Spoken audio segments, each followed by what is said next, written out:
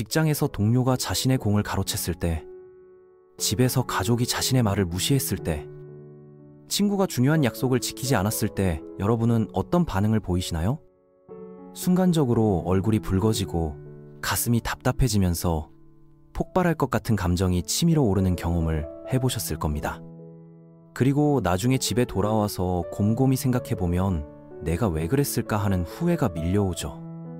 오늘은 이런 순간적인 감정에 휘둘리지 않고 현명하게 대처할 수 있는 구체적이고 실용적인 방법들을 함께 살펴보려고 합니다. 사실 화가 난다는 것 자체는 전혀 이상한 일이 아닙니다. 인간이라면 누구나 분노를 느낄 수 있고, 이것은 우리를 보호하고 문제를 알려주는 자연스러운 감정 신호예요. 문제는 이 감정을 어떻게 다루느냐입니다. 제대로 다루지 못하면 소중한 관계가 깨지고 직장에서 신뢰를 잃으며 건강까지 해칠 수 있거든요. 길거리에서 누군가 어깨를 부딪히고 지나갔을 때, 식당에서 주문한 음식이 잘못 나왔을 때, 회의에서 자신의 의견이 무시당했을 때처럼 일상은 분노를 촉발하는 순간들로 가득합니다. 중요한 것은 이런 순간에 어떻게 반응하느냐예요. 많은 분들이 화가 치밀어 오르는 순간 마치 화산이 폭발하듯 감정을 터뜨려버립니다. 그런데 여기서 가장 중요한 첫 번째 단계는 내가 지금 화가 나고 있구나 라는 사실을 정확히 인식하는 겁니다. 신기하게도 많은 사람들이 자신이 분노 상태에 빠져 있다는 것조차 제대로 깨닫지 못해요. 마치 서서히 뜨거워지는 물속 개구리처럼 감정의 변화를 알아차리지 못한 채 순식간에 폭발해버리는 것이죠. 분노는 때때로 다른 모습으로 나타나기도 합니다. 슬픔이나 허탈함으로 위장될 수도 있고, 두통이나 소화불량 같은 신체 증상으로 드러날 수도 있어요. 어깨가 굳어지고 턱에 힘이 들어가며 주먹이 저절로 쥐어지는 것도 모두 화가 났다는 신호입니다. 이런 신호들을 빠르게 포착하려면 평소에 자신의 내면을 관찰하는 습관을 길러야 합니다. 감정의 파도가 밀려오기 시작하는 바로 그 순간에 자신에게 물어보세요. 지금 내 마음 상태가 어떤가? 무슨 생각이 머릿속을 채우고 있지? 이렇게 스스로에게 질문하는 연습을 하다 보면 감정의 초기 변화를 감지하는 능력이 점점 향상됩니다.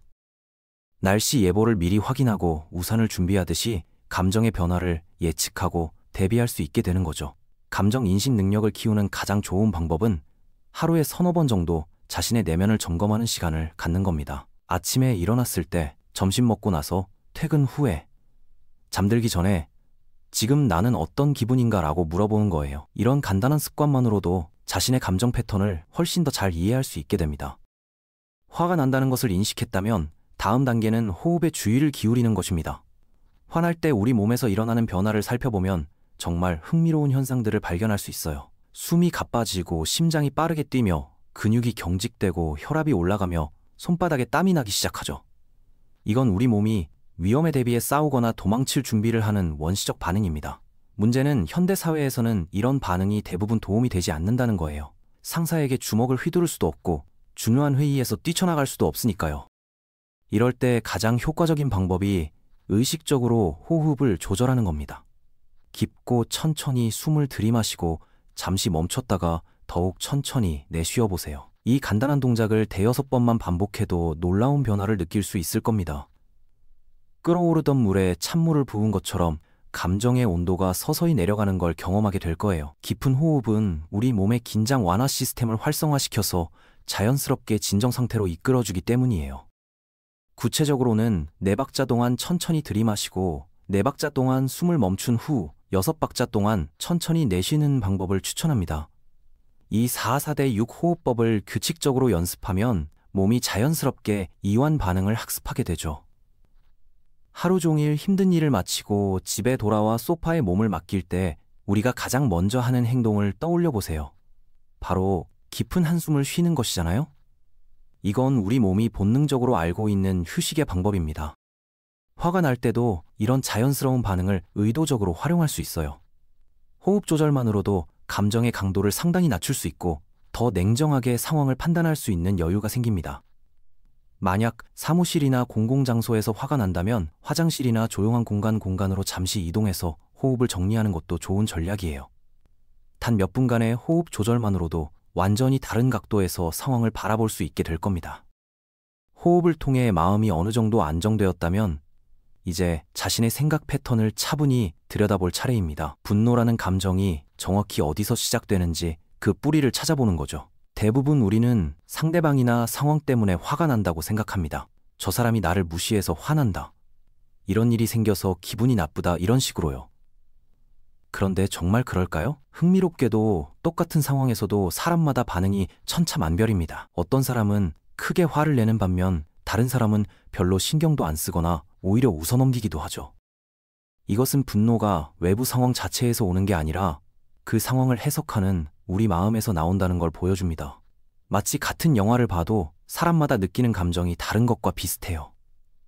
예를 들어 누군가 짧게 대답했을 때 나를 무시하는 거야 라고 해석할 수도 있고 바쁜가 보다라고 이해할 수도 있습니다.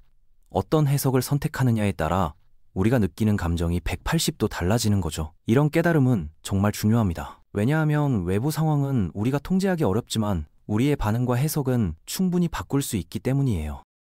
누군가 불친절하게 대했을 때 그걸 개인적인 공격으로 받아들일 수도 있고 그 사람이 힘든 하루를 보내고 있구나 하고 이해할 수도 있습니다.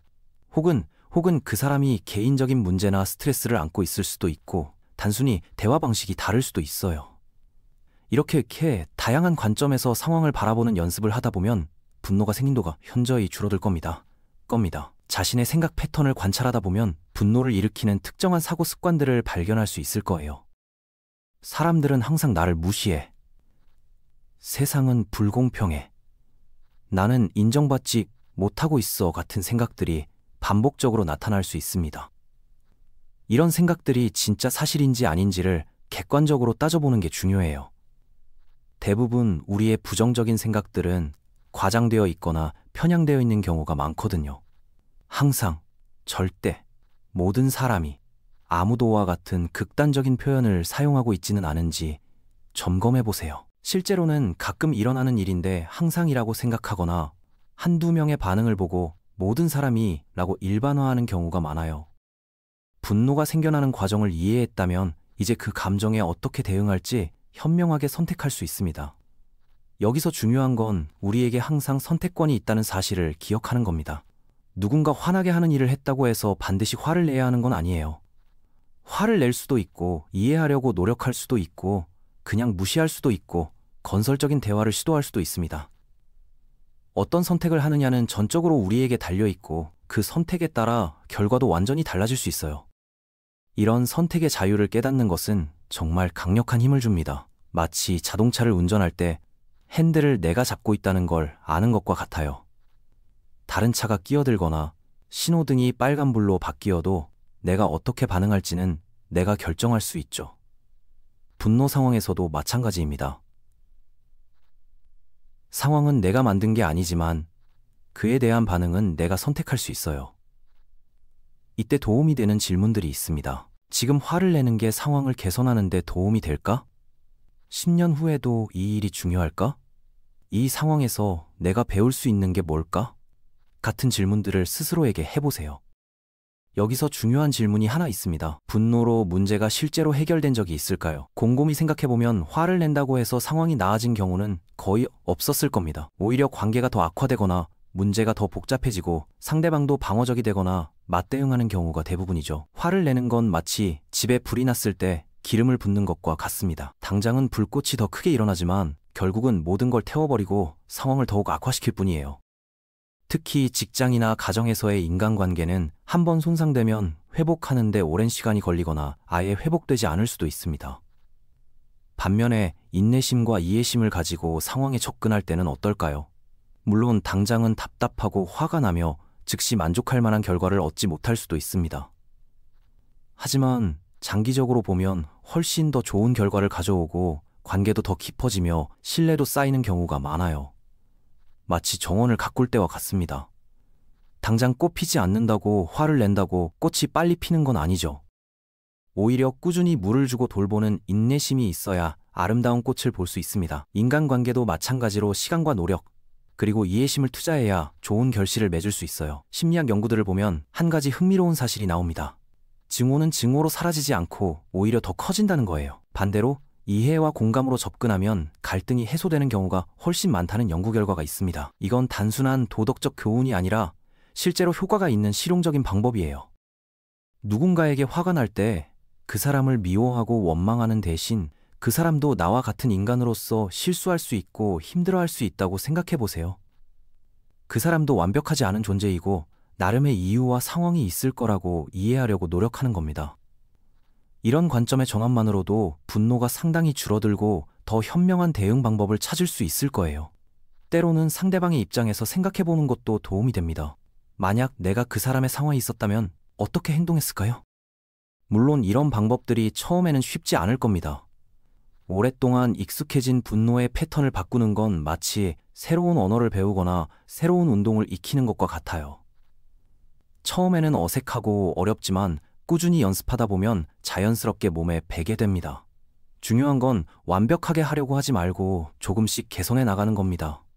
실패해도 괜찮습니다. 다시 일어나서 계속 연습하면 되니까요.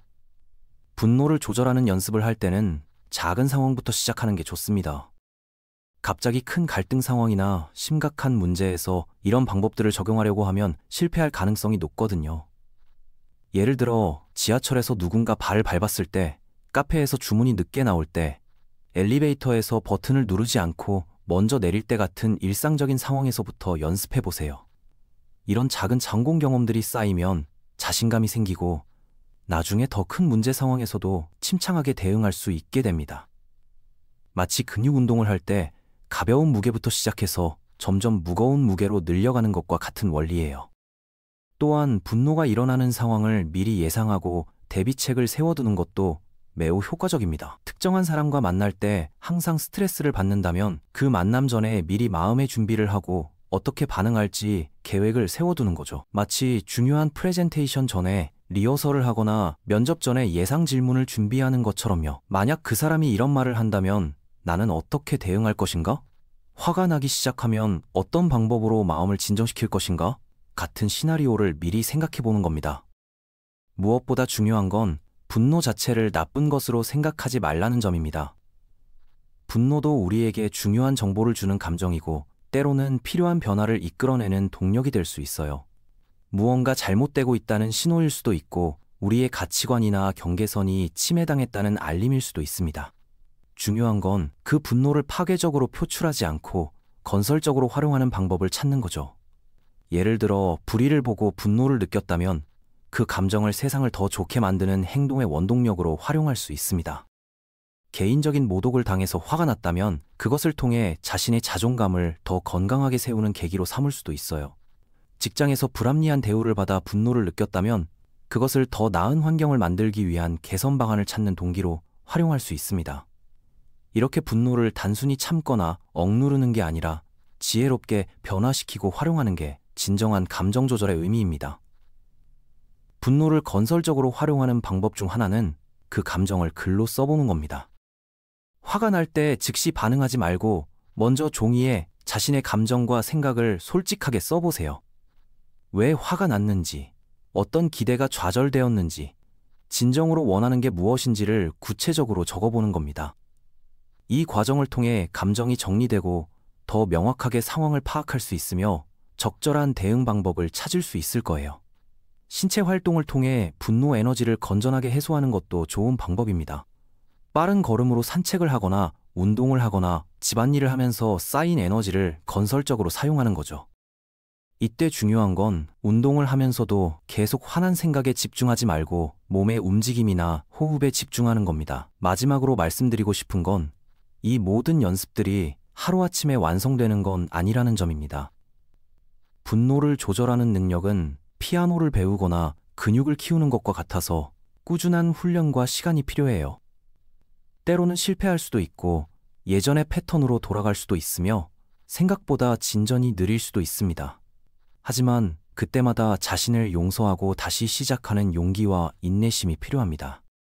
중요한 건 포기하지 않는 것이고 작은 변화라도 인정하고 격려하는 겁니다. 정말 놀라운 건 이런 연습들이 단순히 분노 조절에만 도움이 되는 게 아니라는 점입니다. 자신의 감정을 인식하고 조절하는 능력이 향상되면 전반적인 삶의 질이 크게 개선됩니다. 인간관계가 더 원만해지고 스트레스 관리 능력이 향상되며 더 현명한 결정을 내릴 수 있게 되고 자신감도 늘어나죠. 마치 하나의 실을 당기면 전체 옷감이 바뀌는 것처럼 분노 조절 능력의 향상은 삶 전체에 긍정적인 변화를 가져옵니다.